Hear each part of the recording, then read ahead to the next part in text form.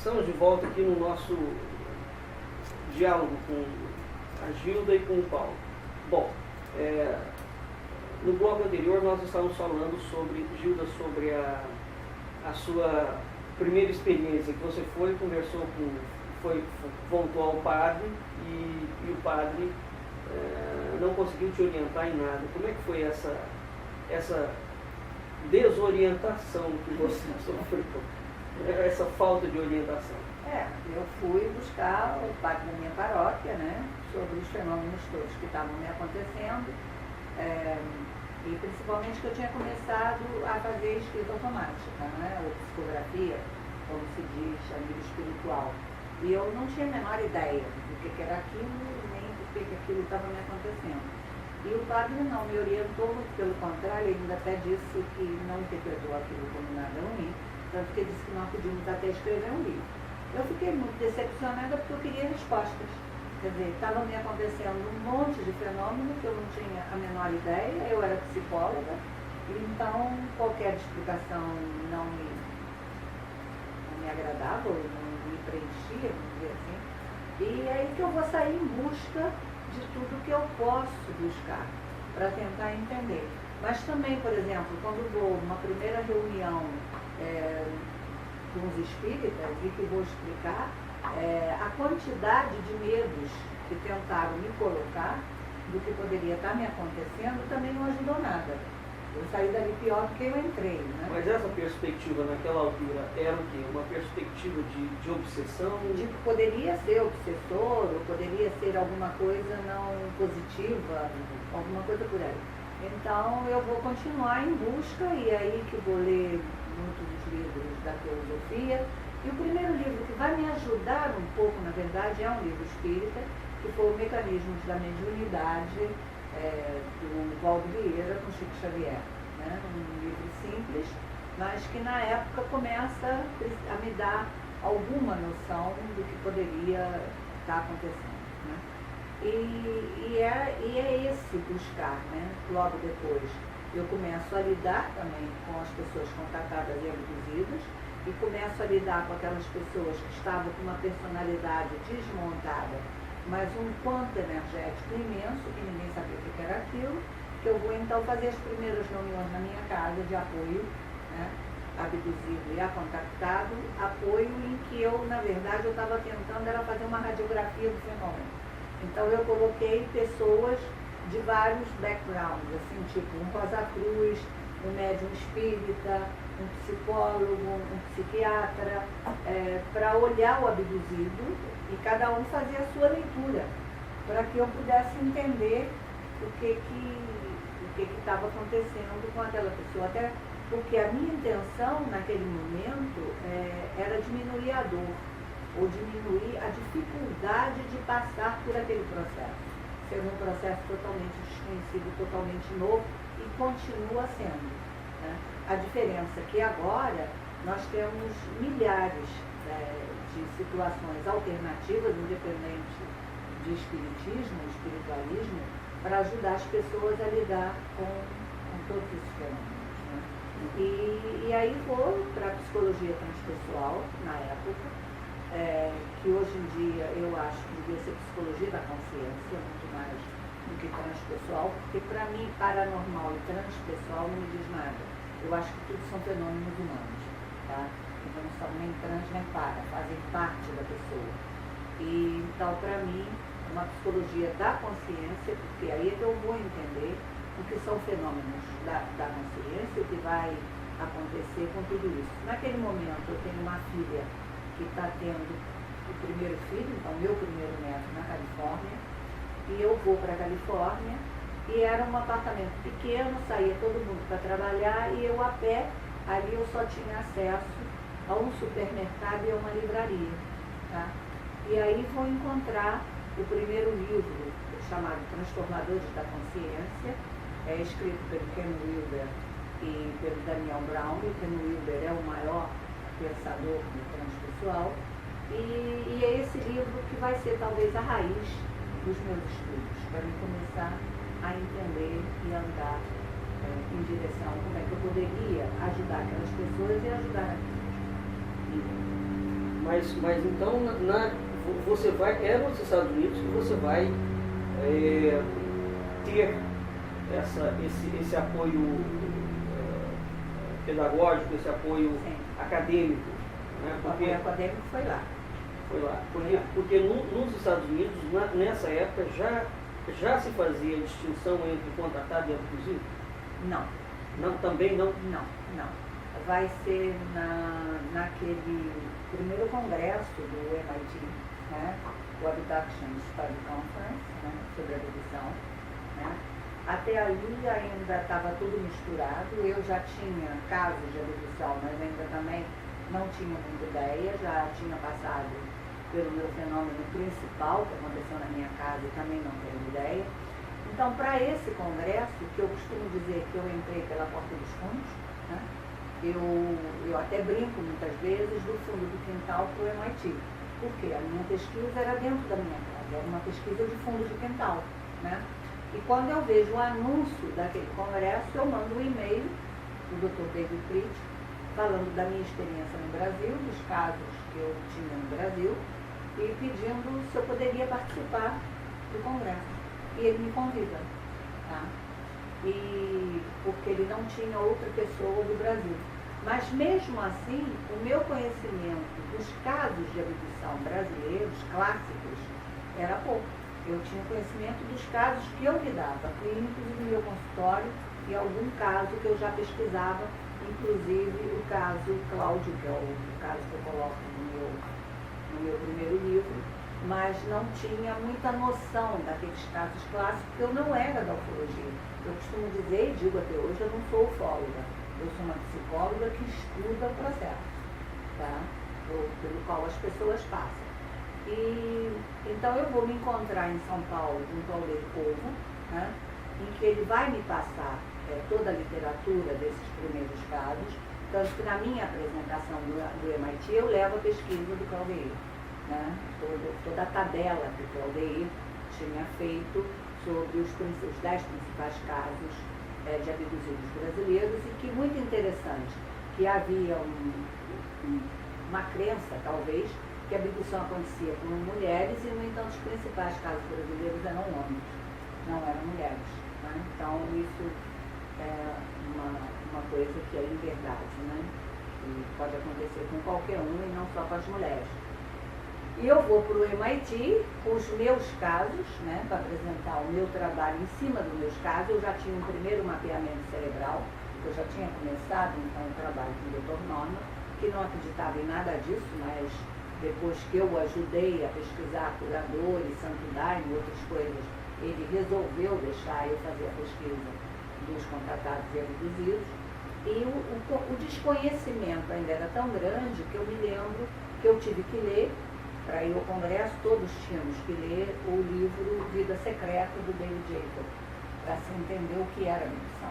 Né? Porque, na verdade, não tínhamos ideia do que eles consideravam a abdução nesse congresso. Né? E é lendo esse livro do David Jacob que eu vou pela primeira vez entender o que aconteceu na minha casa quando eu conto no Rio Subterrâneo. Tá? O que acontece comigo naquele jantar é no livro do David Jacob que eu vou perceber isso. E, então, o conhecimento nosso era pequeno, mas eu sou a primeira que vou apresentar no congresso o que acontecia na consciência como psicóloga, e principalmente com embasamento junguiano, tá? O que acontecia no psiquismo daquelas pessoas, não é? E aí tem um detalhe interessante, porque eu, brasileira, branca, mulher da América do Sul, vou apresentar no congresso uma explicação e uma solução, uma hipótese, antes do Dr. John Mack, que era a grande novidade do congresso, seria a conclusão dele ligada à consciência. Né? Eu apresento antes dele. Né? Aquilo fica incômodo, né? Que apesar da gente achar que não tem preconceito, vem várias americanas me dizer que havia preconceito com as mulheres, né?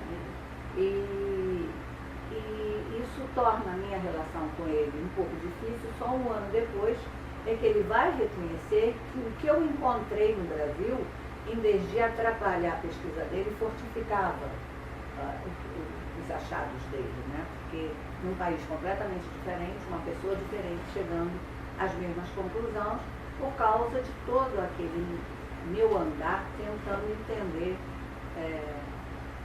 o impacto na consciência dessas pessoas, que era o que gerava o trauma, gerava a dor, gerava tudo isso.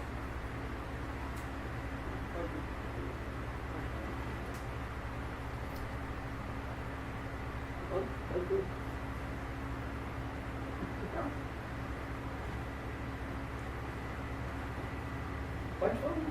Bom, então, a partir desse congresso, como eu disse a você, ainda havia essa dificuldade, porque eu me lembro, quando eu vou falar com o Dr. Pritchard sobre contato, né, e abdução, até porque para mim não sabia bem qual era a diferença, ele me proíbe sequer de citar a palavra contato.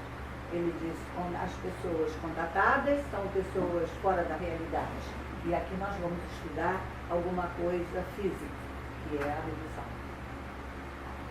Mas então aqui nós temos uma separação que de certa forma prevalece ainda hoje conceitualmente, não? Sim, porque mas os contatados ou os abduzidos normalmente não são levados nos congressos.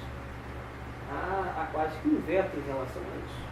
Bom, havia, né? De uns 2 anos para cá começou a ter aquele encontro dos contatados, em que eles estão tendo espaço para se apresentar. Mas como eu mesmo coloquei nesse primeiro congresso dos contatados, desde 1980, eu já não me lembro direito, que no Rock Mountain, no Wyoming, na Universidade do Wyoming, o Dr. Léo Sprinkle já juntava os contatados, os pesquisadores não abduzidos, na época eram contatados, tá? E eles tinham voz. Mesmo aqueles que tinham só contato mental tinham voz, podiam falar. Tá? Vamos esclarecer um Mas é pouco um caso aqui. único, não era uma coisa... Paulo, Gilda, Nos Estados Unidos. vamos esclarecer um pouco aqui a questão, a diferença, a distinção rápida. O contatado é aquele indivíduo que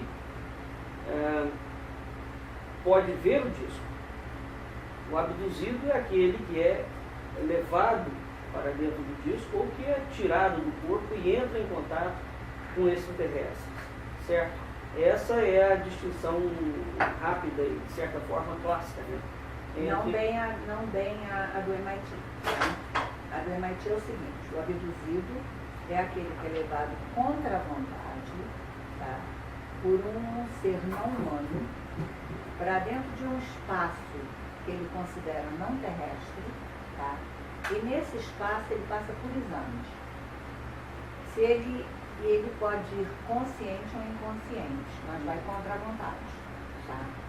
O contatado é o que tem voluntariamente o contato, pode ter consciência ou não, mas é voluntário, tá? E não tem memória de exames. Essa é a distinção clássica nos Estados Unidos. Nos Estados Unidos, no Brasil, no Congresso do MIT. O contatado, ele pode apresentar ou não uma memória. O abduzido não apresenta normalmente memória. Não tem memória parcial, mas tem. Parcial. Tem, parcial, porque o resto está em amnésia. Tá. mas essa diferença, essa distinção nos Estados Unidos é a mesma distinção que é utilizada hoje no Brasil? Mas eu acho que aqui se sabe pouco, porque no Brasil, nos Estados Unidos houve também, tá? Mas nos Estados Unidos aconteceu o seguinte: o mundo ufológico sempre teve uma rejeição ao fenômeno da abdução, os pesquisadores de ufologia, tá? Tanto lá quanto aqui. Com a diferença que lá a classe médica dos psiquiatras, dos psicólogos se interessaram pelo fenômeno. E principalmente depois do Congresso do MIT, que deu força, o embasamento e seriedade a essa pesquisa. Tá? Já no Brasil, mesmo com o Congresso do MIT, o fenômeno da abdução continuou sendo considerado uma coisa à parte, ou não existente, o delírio, ou alguma coisa por aí, em verdade, vamos dizer assim.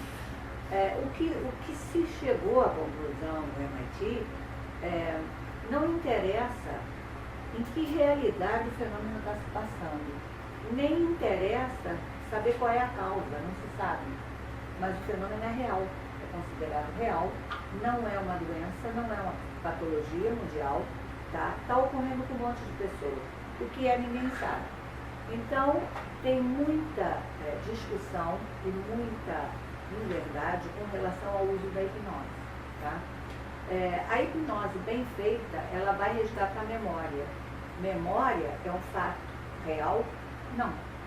A memória é uma representação emocional de um fato que aconteceu com aquela pessoa. Em que nível aconteceu aquele fato, nós também não sabemos, tá?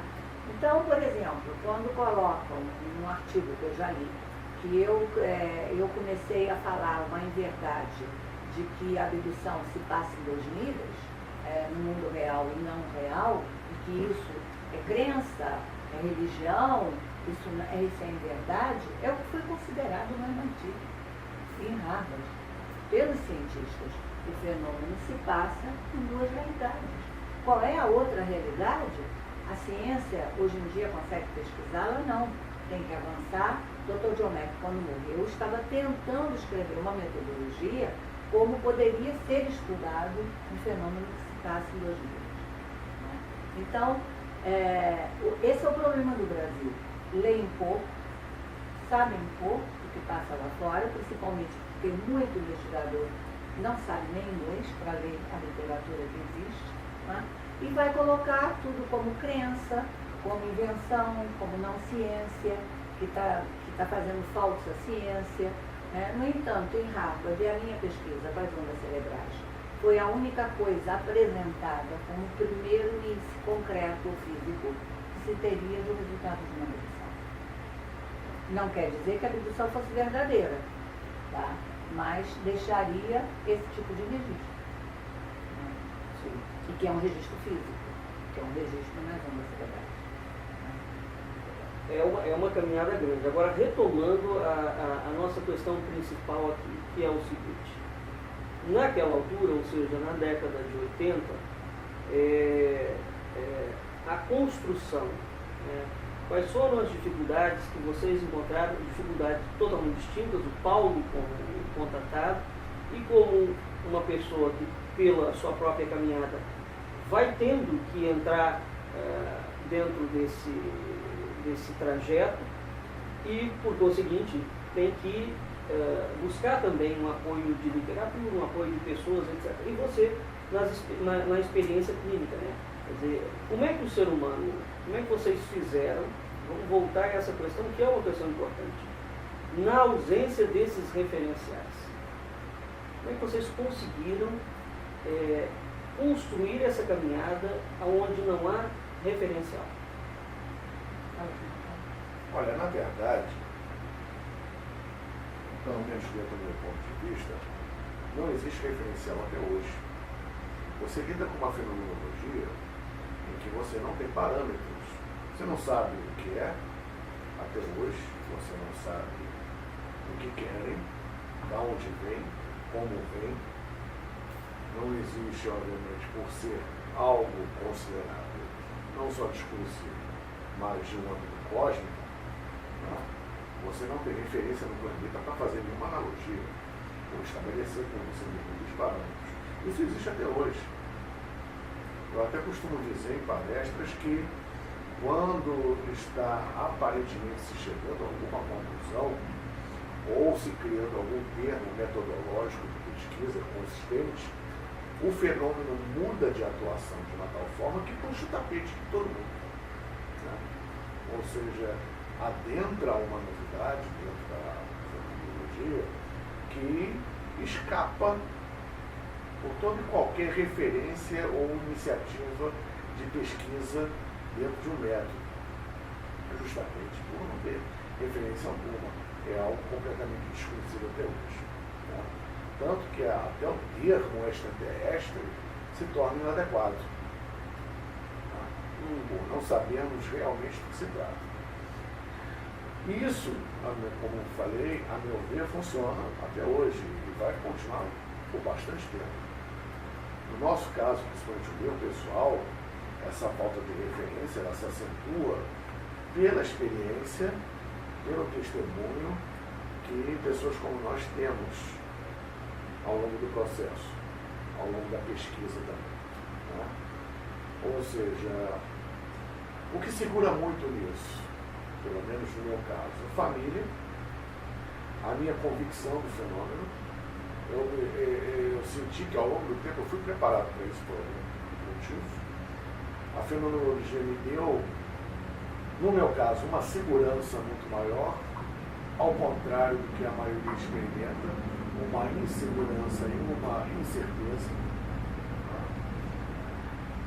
Me fez procurar de uma forma mais sistemática, mais objetiva, sem perder tempo, né, os assuntos correlacionados diretamente ou indiretamente com isso, né, foi me dando, obviamente, sustentável.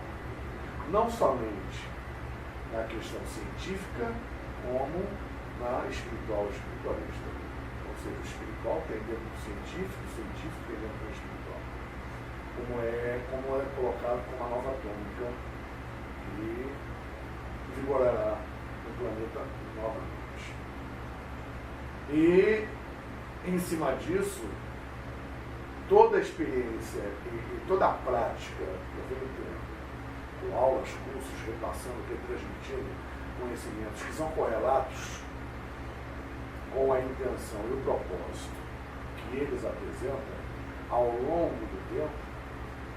Eu digo ao longo do tempo porque eles não vêm aqui, eles já estão aqui desde a formação da Terra.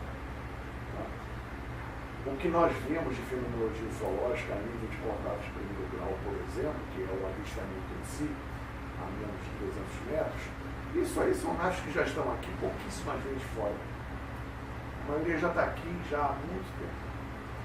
Então, uma coisa vai fazendo com que você puxe por outra, montando um mosaico. Quando você coloca aqui, você coloca aqui dentro do planeta, dentro da Terra. Na Terra. Essa é a perspectiva da ufologia sobre... Em geral, existe um posicionamento dúbio com relação a isso. Posso fazer um gancho? Pode, claro. Pode, claro. Nós estamos num diálogo. É isso. Pelo que eu observei esses anos todos, nesses 30 anos, né, dentro de alguma coisa que o Paulo colocou, quer dizer, que independente da ajuda psicóloga, que foi ter acesso a muita informação, a muito estudo, a muito conhecimento, não só científico como da tradição, né, da filosofia perene, das tradições, que foram me dando subsídio do estudo, tá? Independente disso, contatado, como foi o caso dele, o que eu observo esses anos todos, que mesmo aquele que não vai ter isso, ou não vai ter esse apoio, a vida, de um certo modo, vai lhe colocando tudo que ele precisa no caminho, para que ele vá expandindo a consciência. E depois a própria expansão da consciência, que é um subproduto do contato e da medição, tá? Isso, inclusive, foi considerado em Harvard, que é uma coisa que o fenômeno deixa, essa expansão da consciência. A própria expansão da consciência vai dando esse saber e essa segurança que o Paulo colocou. Entendeu?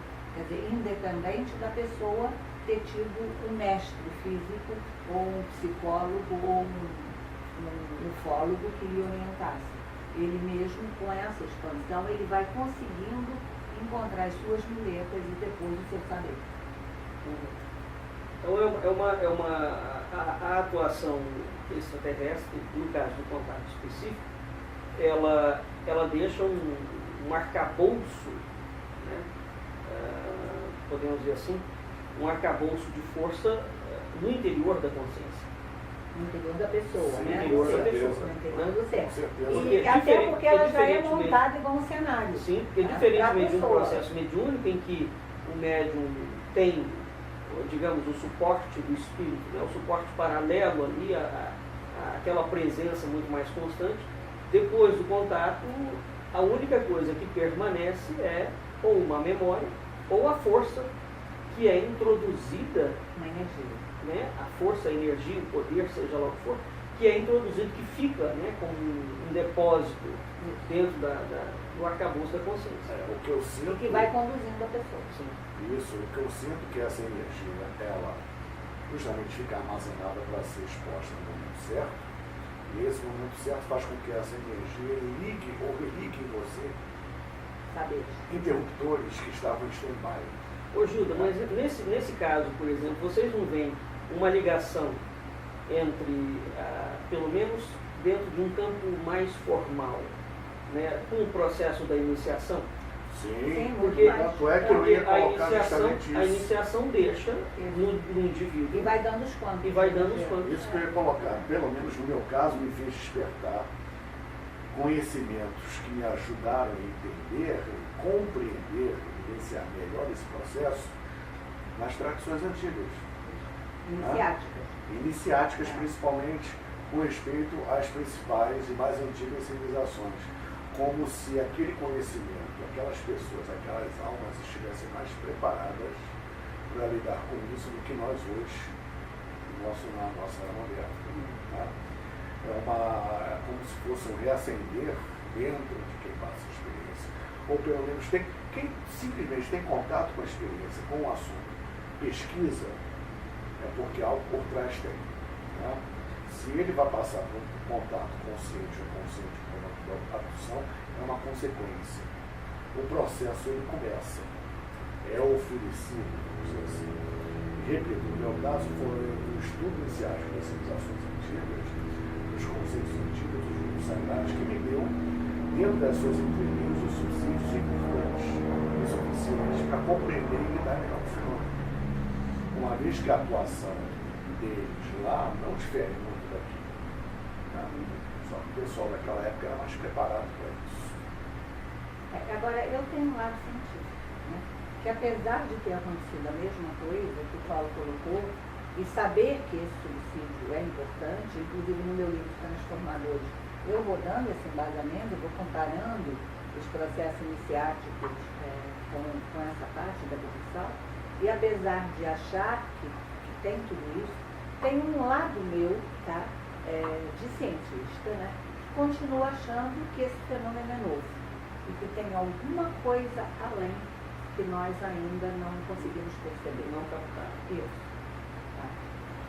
Provavelmente. Bom, nós estamos chegando a...